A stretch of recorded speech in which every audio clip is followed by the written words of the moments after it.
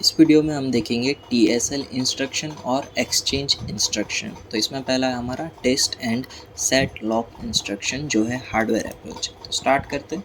इसके अंदर हमें एल्गोरिदम्स लिखना होगा, एल्गोरिदम्स लिखने होंगे क्योंकि दो है। एक है पहला हमारा एंटर रीजन के लिए और दूसरा है लीव रीजन के लिए। तो पहले देखते हैं एंटर रीजन के लिए। और एंटर रीजन क्या है? जब भी किसी भी प्रोसेस को क्रिटिकल रीजन में एंटर होना होगा तब वो प्रोसेस क्या करेगी? एंटर रीजन को कॉल करेगी। तो ये एंटर रीजन के पहला स्टेप देखते हैं।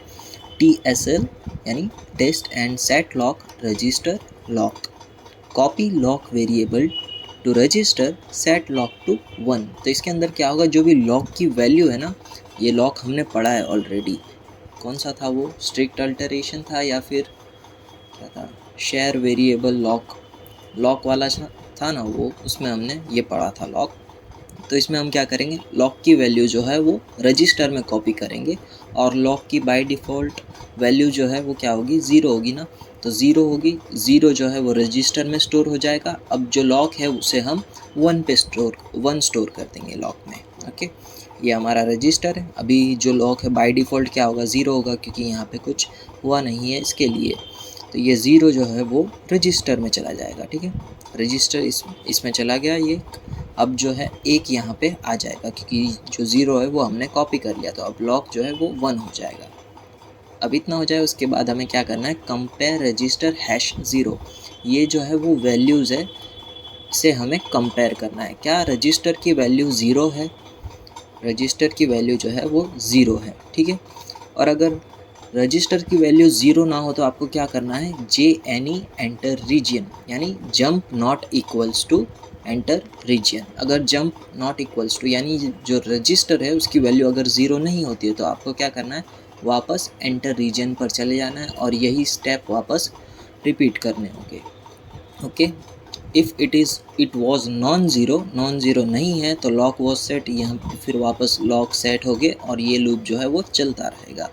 और ठीक है, अगर कंपेयर रजिस्टर आपका 0 आ जाता है तो 0 के लिए आपको क्या करना है? फिर रिटर्न कर देना है। तो फिर आप जो है क्रिटिकल रीजन में एंटर कर पाओगे।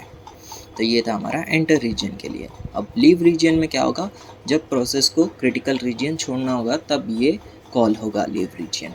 तो इसमें हम क्या करेंगे? सीधा सा बात है, इसमें लॉक वेरिएबल को हम 0 कर देंगे।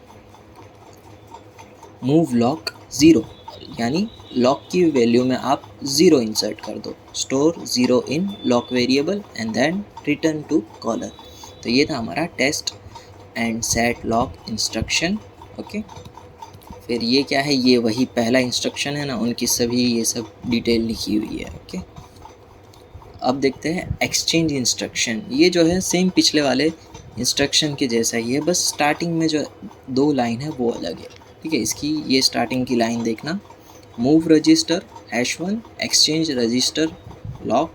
ये देखो, ये compare register 0 jump not equals to enter region. ठीक है, ये सब चीज़ें जो है सेम इसके जैसी ही है। यहाँ पर क्या थी पहली लाइन? TSL register lock.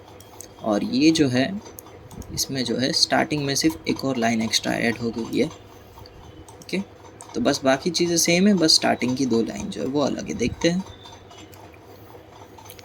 तो इसमें हमारा एंटर रीजन होगा। पहले तो प्रोसेस जो है एंटर रीजन को कॉल करेगी। इसमें हम क्या करेंगे? रजिस्टर के अंदर 1 पुट कर देंगे। Put 1 in the register. Move register 1 यानी रजिस्टर के अंदर आप 1 पुट कर दो। अब क्या करो? एक्सचेंज कर दो रजिस्टर और लॉक की वैल्यूज़ को। अब इसमें आपको क्या करना है? Swap the content of register and lock variable. Register और लॉक वेरिएबल के जो भी वेरिएबल्स है उन्हें आप एक्सचेंज कर दो या फिर स्वैप कर दो। और फिर आपको कंपेयर करना है कि वो रजिस्टर की वैल्यू 0 है या नहीं है। अगर 0 नहीं है तो फिर JNE एंटर रीजन यानी जंप नॉट इक्वल्स टू, फिर एंटर रीजन से ये लूप जो है वो चलता रहेगा। और अगर 0 है तो आपको रिटर्न कर देना है, तो फिर आप जो है क्रिटिकल रीजन में एंटर कर पाओगे। और लीव रीजन में भी सेम वही है। तो हमें क्या करना होगा? लॉक को जो है 0 कर देना है, तो वहीं पे हमारा लीव रीजन रिटर्न हो जाएगा, रिटर्न टू कॉलर। तो यहाँ तक रखते इसमें।